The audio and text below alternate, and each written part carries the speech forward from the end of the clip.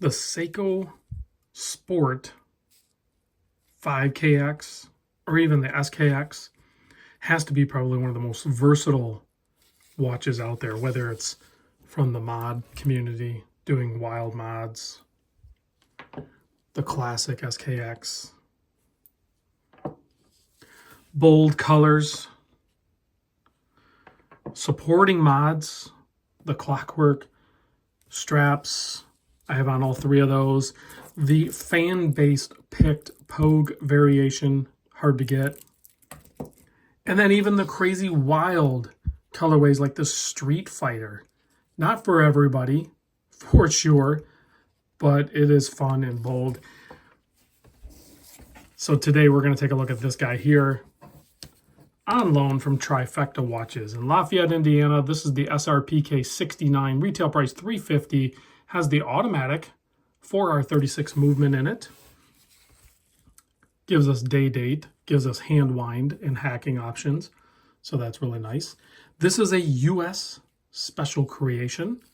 And you can see the colorway is kind of inspired by like race cars, where you'd have the really nice blue colors, and then you'd have the stripes down one side of the vehicle or something, set up for kind of, identification on the racetrack easily, and having sponsors and everything like that. We don't have a bunch of sponsors on this watch. That'd be kind of cool if they did something like that, like a full-on NASCAR version or something, where it's all tricked out. That would be fun. But anyway, let's talk about the specs of the watch. Pretty much, you've heard it before. I'll say it again. Case is 42.5 millimeter. The lug to lug is 46. You do have drilled lugs. The thickness, 13.5 millimeter. You have 22 millimeter lug opening and a 7 millimeter push-pull crown. This watch is 100 meter water resist. It is not a true diver. It is a dive style watch. You have a 120 click bezel, aluminum bezel insert.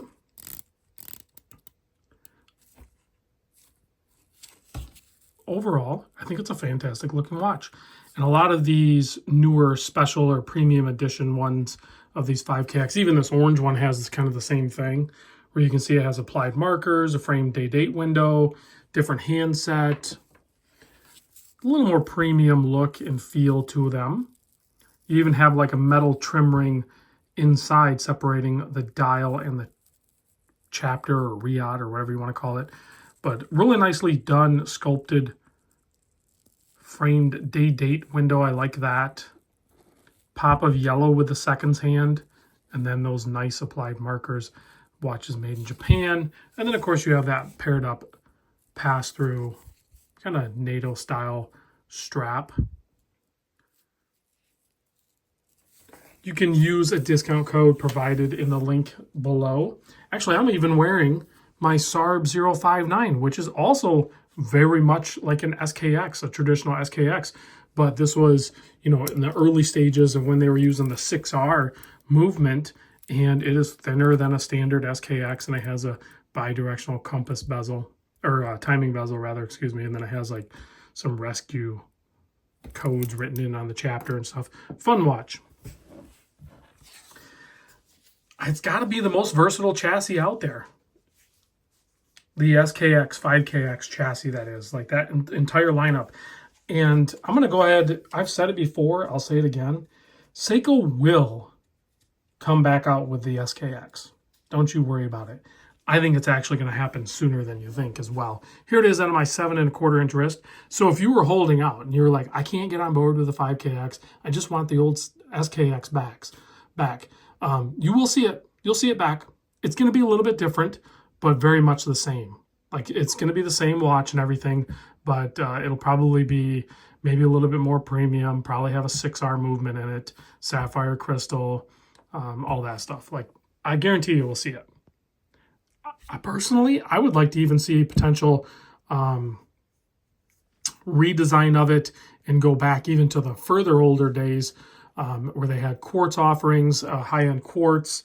That would be kind of cool. Maybe retrofit the 7C46 that's in the Tuna and see if you can get that type of movement fit in the SKX chassis. I think that would be really cool, as well as potentially even like an 8L, almost a Grand Seiko inspired movement, premium edition SKX.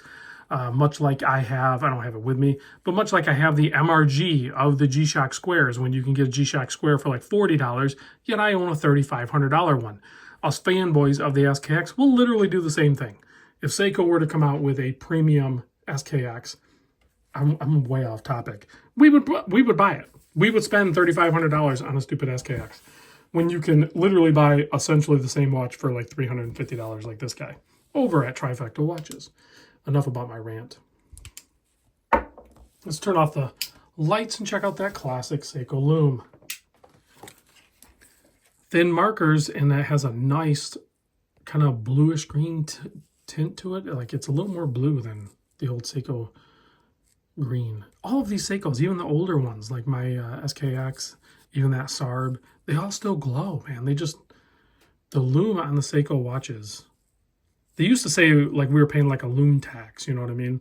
But now micro brands have it, and a lot of other brands are starting to step up. But Seiko's always had it. So thanks for watching, guys, and I'll see you on the next video.